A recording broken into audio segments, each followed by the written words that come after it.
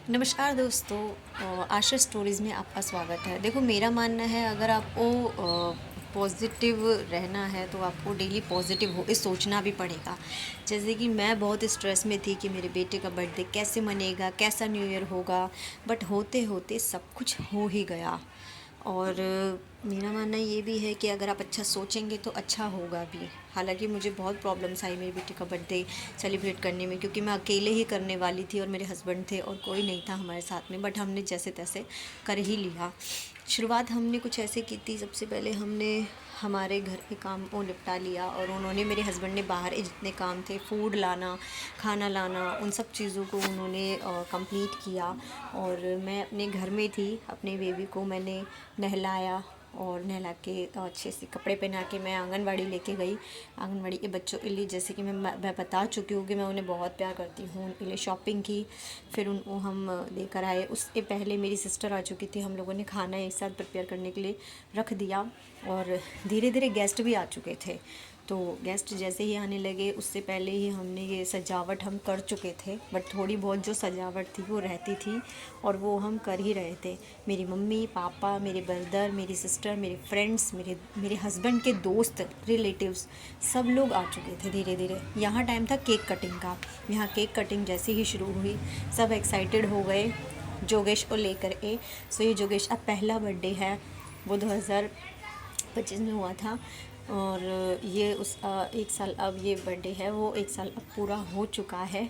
और फाइनली हम सब बहुत खुश थे कि अच्छे से बर्थडे सेलिब्रेट हो गया। सब लोग खाना खा के गए, बहुत अच्छे अच्छे से गिफ्ट्स भी लेकर के आए। और मेरा मानना कुछ ये भी है कि अगर आप अच्छा करोगे तो आपके साथ अच्छा लौट के भी आएगा।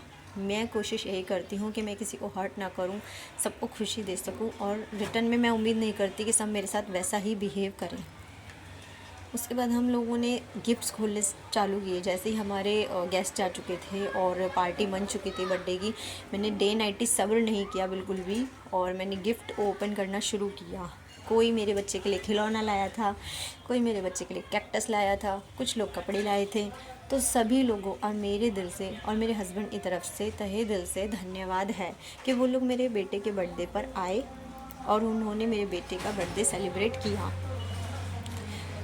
और ज़िंदगी अब जो मैं जी रही हूँ वो मैं बहुत भले ही, मेरा मानना है कि आपकी लाइफ में चाहे कितने ही दुख तकलीफ़ आएँ, पर आप उस गॉड को थैंक यू कीजिए कि उन्होंने आपको जो दिया वो औरों को नहीं मिला है। और मेरा मानना ये है कि जो मुझे मिला है वो शायद औरों को नहीं मिला है।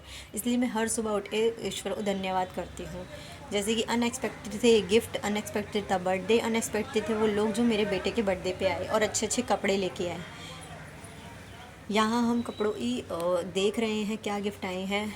सबसे अच्छा गिफ्ट मुझे मेरी दोस्त का था, क्योंकि वो मेरे बेटे के लिए एक गाड़ी लेके आई थी और इसमें वो उन्होंने बताया नहीं कि वो क्या लेके आ रही हैं, और हम यहाँ उसका गिफ्ट ही खोल रहे थे। मेरी जो दोस्त है वो मेरी बहुत पुरानी दोस्त है, बहुत ख़ास दोस्त है मेरे लिए। मेरा परिवार, मेरे दोस्त, रिलेटिव्स, सब कुछ पैसे से पहले मैटर करता है मेरे लिए। पैसा बाद में मैटर करता है, बट पहले फैमिली और फ्रेंड्स मैटर करते हैं। हालांकि पैसा भी मैटर करता है, क्योंकि पैसा ना हो तो हम कुछ भी नहीं कर सकते, शायद हम ये बर्थडे भी नहीं मना पाते। तो इंसान के पास पैसा होना और वक्त होना बहुत ज़रूरी है। जब आप किसी को अपना वक्त देते हैं और रिटर्न में जब आपको वही चीज़ मिलती है तो बहुत ही अच्छा लगता है। यहाँ मैं गिफ्ट खोल चुकी हूँ और इसमें एक उसने कार गिफ्ट की है।